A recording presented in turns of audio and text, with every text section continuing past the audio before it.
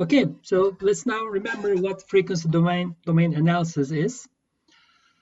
So the steady state response of a stable linear time invariant system to a sinusoid input at a certain frequency omega is a sinoid at the same frequency with different phase and amplitude. Okay, so let's just see what we mean here. So we have a stable LTI system, and then we have the output and input of the system. So the system has a certain transfer function g of s, and that g of s will have some poles, obviously, and since it's assumed to be stable, there will be some poles on the left out plane. Okay, and now our input is a sinusoid input sine omega t. So when you start exciting the system at a certain frequency with zero initial conditions, what will happen is as follows. You input, so this is your input signal u of t.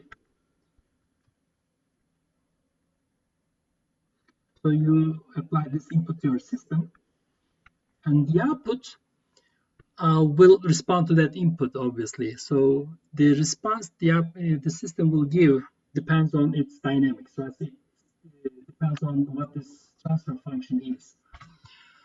Okay, so let's remember what the response will look like. So the response will depend on the poles of the system here. So this will contain some exponential terms and some sinusoidal terms if the poles are complex, right? So the response will contain terms like e to power minus at, where a is related with the real part of these poles here, times some sine omega nt, cosine omega nt. And this omega n is related with the natural frequency of these poles here, right? So this is the natural response of the system. So it will be oscillating at some frequency which is related with the pole locations of the system.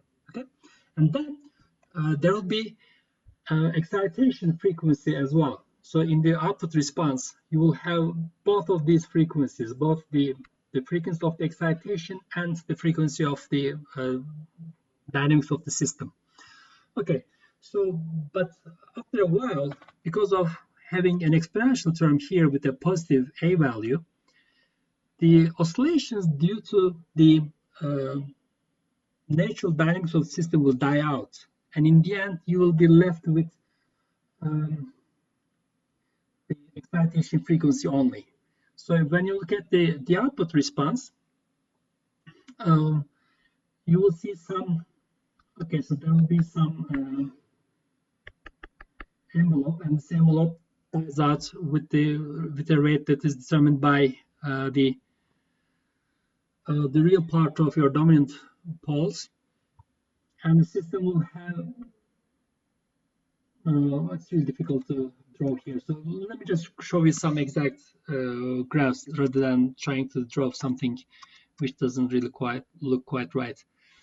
So anyway, these are already given in the lecture notes, and in this example I pick up a second order system with this transfer function s squared plus 0.5 s plus 1, and I excite this system with the frequency of pi radians per second. Okay, so this the period of the oscillations is 2 seconds, and you see the input-output relation here. So I start giving this sinusoidal input with 0 initial conditions, and the output graph is shown in this red curve here. So let me just come back to this MATLAB figure. As you see, initially you see some oscillations at various frequencies. In fact, it should be a combination of two frequencies, right? The frequency of excitation plus the frequency of the natural dynamics. So let's actually find out what the frequency is. So this is my characteristic polynomial, and let's just check out the natural frequency 1, 0.5, and 1.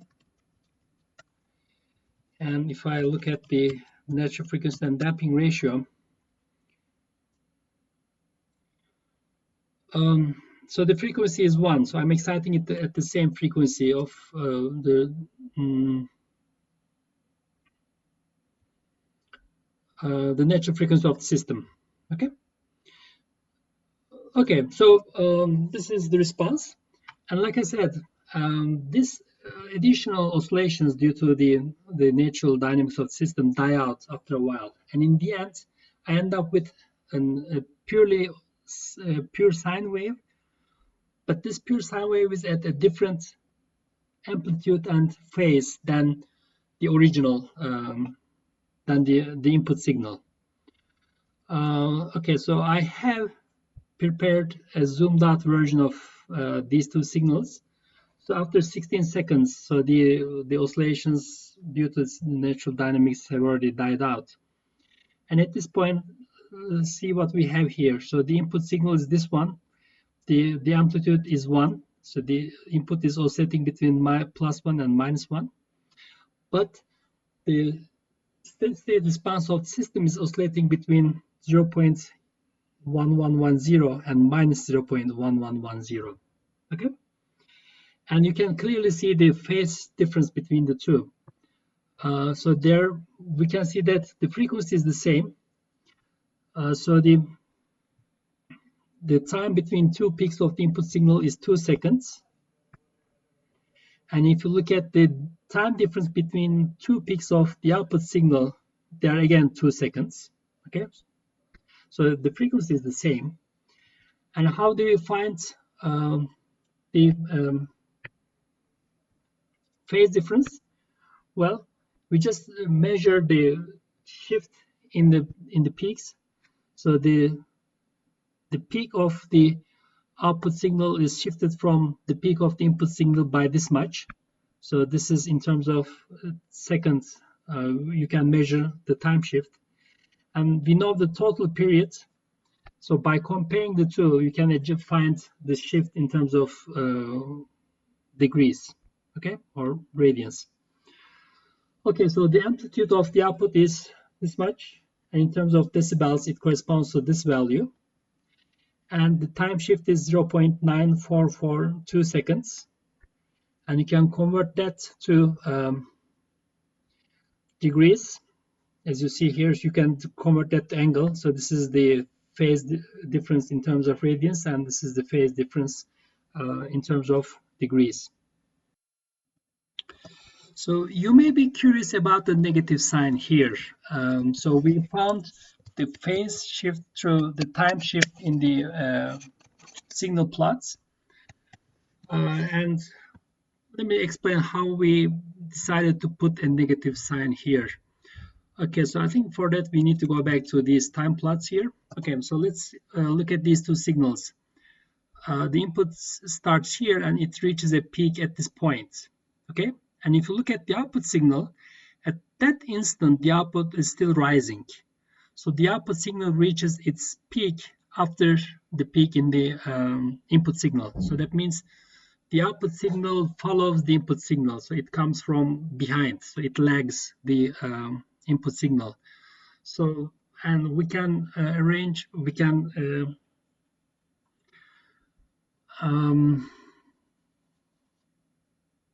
express that in mathematics by using a negative shift in the phase. Okay, so that's why we have a negative sign here. So we added this manually by looking at the difference between the how the output signal is compares with the input signal. Okay, so this is all about frequency domain analysis. When you have a linear time invariant system, a stable one, when you apply a sinusoid input at a certain frequency, you get at steady state an oscillating output at the same frequency, but only the input on the amplitude and the phase is different, and you can calculate both this amplitude and phase as I just showed you here. So this amplitude and phase is valid for that excitation input only. And if you repeat this analysis in a range of frequencies, and when you plot this magnitude and phase values, the plot that you get by doing that is called a Bode diagram. Okay, So for this particular example, we just calculated this frequency. So this is pi radians per second. And the magnitude was minus 19 something decibels, and the phase was 169 something degrees. So they correspond to these 2 points.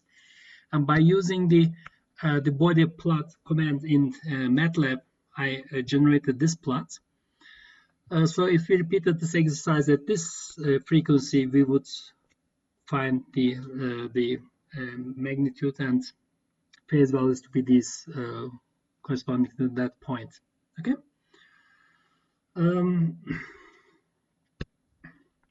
Okay, so here we found the magnitude and phase using the input and output signals. Okay, so this becomes very useful when you need to determine this experimentally. Let's say you don't know what the transfer function of your system is, right? You just have an experiment set up. You don't know what the transfer function is, but you can apply any input you want and you can measure the output. For such a system, you set the input to be a sine wave at the frequency you want. You perform this experiment, you measure the output, and you get these plots. And then by looking at the magnitude, the amplitude of the output oscillation and the phase or the time shift, you can calculate these magnitude and phase values. And you can repeat this at various frequencies, and you can create a plot like this. So you choose a number of frequencies, and when you combine them together, you get a relation like that. Okay. So this is a very good way of identifying a system experimentally without knowing what the transfer function is. So in fact, I can ask you to do something like that in your first homework. Okay, let's see. Well, when you don't know the transfer function, you can generate this frequency plot by calculating the magnitude and phase at every frequency. But if you have the transfer function, then obviously you don't need to do this at all. You don't need to perform simulations and find the amplitude and phase shift. So this is too time consuming and unnecessary. If you know the transfer function, then you can find the magnitude and phase shifts very easily. And in our next example, we will take a look at that. So in our next example, we assume that we already have the transfer function of the system, and we want to perform this frequency domain analysis analytically using this transfer function rather than plotting the input and output signals separately and then comparing their amplitudes and phases. Okay, so we're using the same system. Okay, so let me just come back here, and our transfer function was this. G is equal to 1 over square plus 0.5 s plus 1. Sorry about my handwriting. I'm using this computer and it's not really quite comfortable. The pen is not easy to hold and the screen is at a weird angle. So I really feel uncomfortable writing. That's why my handwriting looks quite ugly, but hopefully you can see what I'm writing here. So anyway, it's a complex function, right? So S is a complex variable. And likewise, G is a complex function. So it's a function of a complex variable. Okay. When you apply a sinusoid input to your system at frequency omega, you choose S to be J times omega, where omega is the excitation frequency.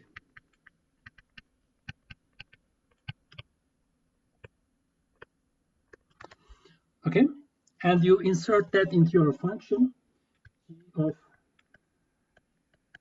J omega, and it's already written in the lecture notes. So let me just come back here.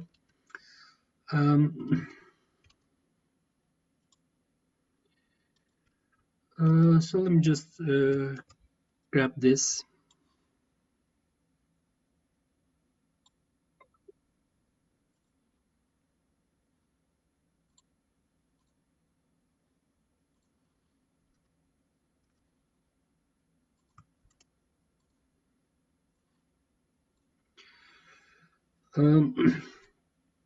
Yeah, so insert j omega into S, which means g times j omega is a complex number, right? So this has a real part plus j times imaginary part, okay? And both the real part and imaginary part are functions of omega, obviously. So let me just express that explicitly. The real of omega plus j times imaginary of omega. So we can insert j omega into here, and then we can arrange this. So the magnitude of that will be is found to be 0.1110. In fact, this is the same value we obtained in the previous example. So let me just come back here and see the amplitude at steady state was found to be this much, and we found the same value naturally using this transfer function directly. So this is the magnitude of the g of j omega. So it's a complex number, and that complex number actually can be shown on the complex plane, right? So if you draw a complex plane where the horizontal axis shows the real part and the vertical axis shows the imaginary part, you can show the point on that chart. Okay, so let me just see. So here we calculate the real and imaginary parts for that function separately. The real part turns out to be minus 0.1093, and the imaginary part is minus 0.01934. So this is how it looks on the complex plane. So the real part is here. So this is the real part, and the imaginary part is on the vertical axis. It's negative, so it's here. So this point is corresponds to that frequency. So this was pi radians per second. So this is how you can find the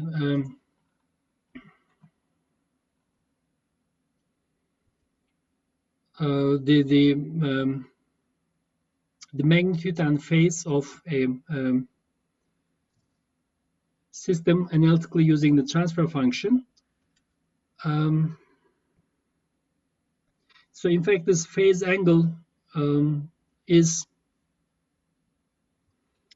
the angle for this point with respect to the real axis. Okay, so this angle for these two values, we can find the angle using the MATLAB commands A102, and it's exactly the same value as before. Okay, and here while finding the angle, I'm using the inverse tangent 2 function. So if you have not used that function before, so normally to find the inverse of tangent function, the command is A10, and it takes a single argument. Okay, so you enter as an argument the ratio of imaginary part to real part, but that loses the quadrant information. So in other words, okay, so tangent theta is equal to imaginary over real part, right? So if you just use the A-time function, negative image over imaginary part over real part gives the same thing as positive imaginary part versus negative real part. Whereas these two are in fact different angles, right? So one of them is here, the other one is here. So if you want to distinguish the difference between this point and that point, you need to use the A102 command. And when you use that, it gives you the correct angle for the phase value to be minus 169.96 degrees. Okay, well, this is what frequency domain analysis is. And if you repeat this for different frequency values, you can populate all these points on the complex plane. and this will be called the Nyquist plot, and we will be discussing this Nyquist plot in our next video. Okay, so let's go back here, and we solve this example, and when you apply sinusoidal input to your system, linear time invariant stable system, the system star oscillates at the same frequency as the excitation frequency at steady state, and it has a different amplitude and phase, of course, with respect to the input signal. And this amplitude and phase values depend on the excitation frequency. So when you repeat this study at different frequencies, you get different phase and magnitude values. And this tells a lot of information about the system. So once you have this diagram, you basically know everything there is to know about the system. So that's the beauty of this frequency domain analysis. So that comes from the fact that the system is linear. So what do I mean by that is, okay, so let me just explain this a little bit as the last thing in this video. Okay, so you know the system's response to every frequency once you have this frequency plot for your system, right? So let's consider the Bode plot. So the magnitude plot and the phase plot looks like that.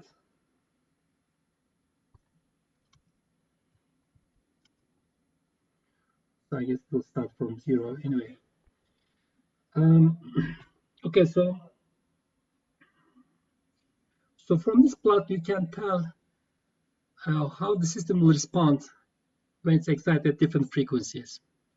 And now suppose that you excite the system with a random signal, not a sinusoidal signal, but a random signal.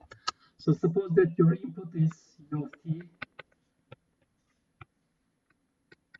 is some random signal. Okay, so what you can do is you can decompose this random signal into its frequency components by taking its Fourier series representation.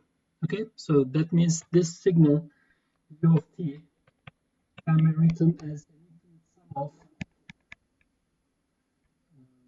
some DC component as well, some sinusoidal functions like AI times cosine omega it plus bi times sine omega it. So any random input signal will contain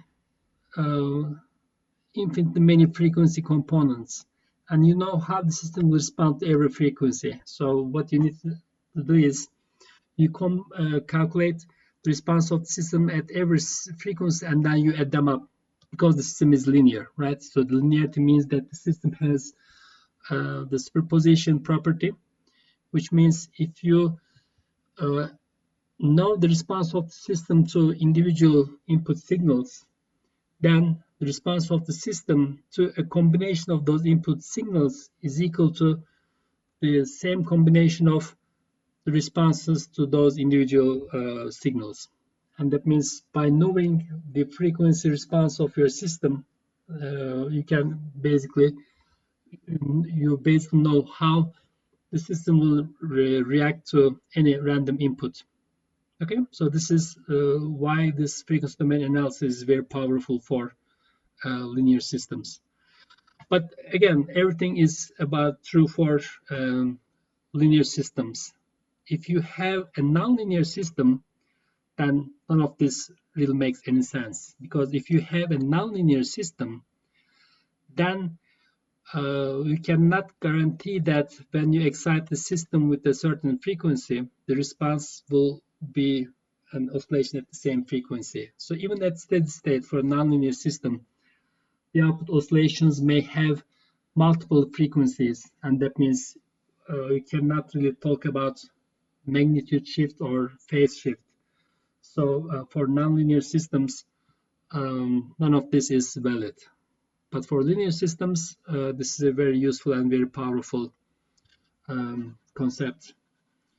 Okay, so I think this covers up the topics that I wanted to discuss for the first week of this course. So in the next video, we will continue with the definition of robustness, and we will keep talking about the general review of control systems theory. Okay, so I will see you in the next video.